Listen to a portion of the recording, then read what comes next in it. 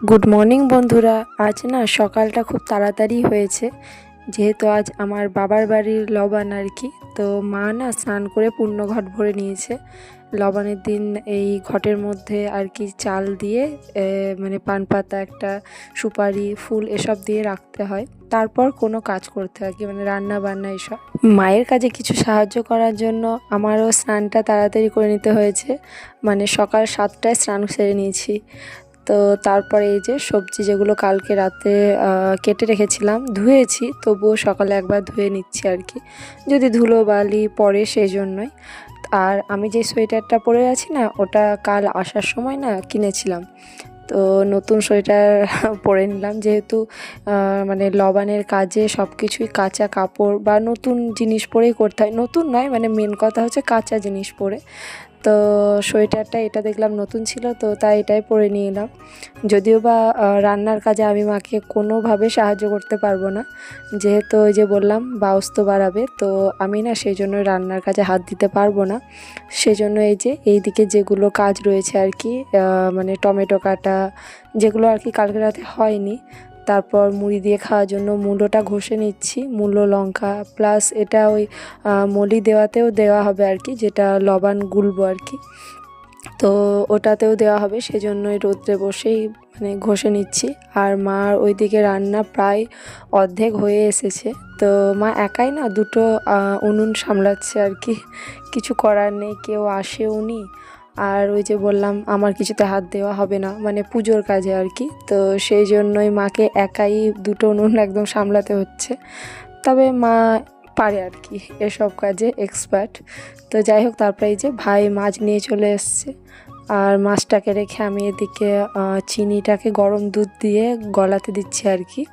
মাই বললো যে ভিজিয়ে রাখ, যেহেতু আমি কোনো দিন মানে এই মলি দেওয়া মাখাইনি, মাই মাখিয়েছে, আমি হয়তো তখন রান্নার কাজে বসেছি বা অন্য কিছু।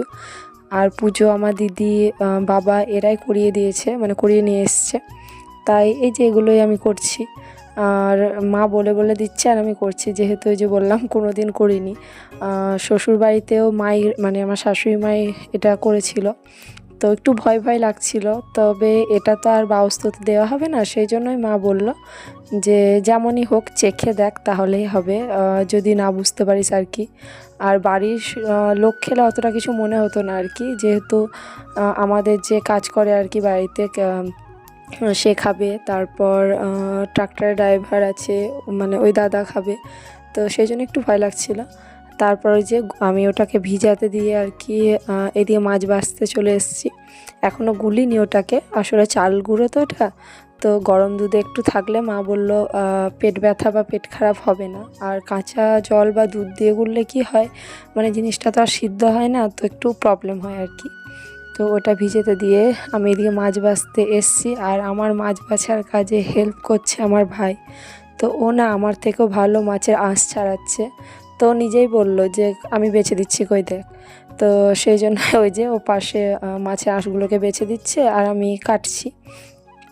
আমি না মানে কাটতেও ভয় করছিলাম, যেহেতু এই মাছটা প্রচণ্ডই পিচ্ছিল, মানে হাত থেকে বেরিয়ে পালাচ্ছে বারবার, সেই জন্য ধুচ্ছি আর কাটছি।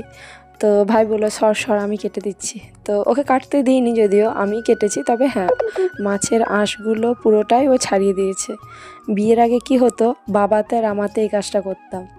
তো মা যেহেতু রান্নার কাজে থাকতো, তো রান্না করতে করতে মাছ লাড়া যাবে না রে, মানে যেহেতু ওই যে বললাম এগুলো দিয়ে বাউস্ত বাড়া হবে, তো সেই জন্যই আর কি আঁশ লাড়া যাবে না।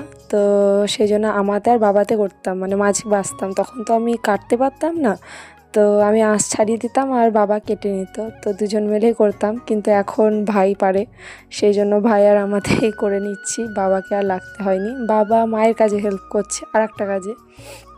আর এই দেখো ভাই এক্সপার্ট লোক একদম, মানে সব কাজে।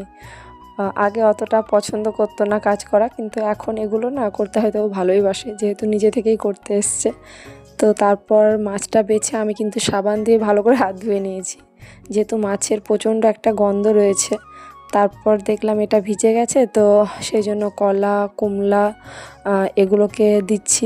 আর এটাকে না হাতে এভাবেই মাখাতে হয়, তো অনেকের খারাপ লাগতে পারে, তবে যাদের বাড়িতে নবান্ন বা লবান উৎসব রয়েছে তারা জানে যে মায়েরা এগুলো হাতে করেই মাখায়। আর এই যে এখানে নারকোল, তারপর আপেল, আদা, মূলো এগুলো মিক্সিতে পেস্ট করে রেখেছিলাম আর কি, তো সেটাও দিয়ে দিলাম, সাথে কুচিয়ে দিয়েছিলাম যাতে মুখে একটু ঠেকে আর কি। তো এই যে আমার মাখানো কমপ্লিট। তো ভাইদিকে খেতে দেবো তার আগে এই যে যেটাকে বলছি আমি কবেই থেকে বাউস্ত, তো এটাই হচ্ছে বাউস্ত, মানে কলা পাতায় ফল চাল, মানে নতুন চাল আর কি, আতপ, সেগুলো দিয়ে দিতে হয়। আর এই দেখো বাবা মায়ের কাজে হেল্প করতে শুরু করেছে। তো মা যেহেতু যে বললাম বাউস্ত বাড়ছে, সেই জন্য ওই বাবা একটু কাজ করে নিল। তো বাবা করে, আমার বাবা এসব কাজে এক্সপার্ট আর কি। তো যাই হোক, তারপর এই যে বাবাকে আর ছেলেকে খেতে দেবো।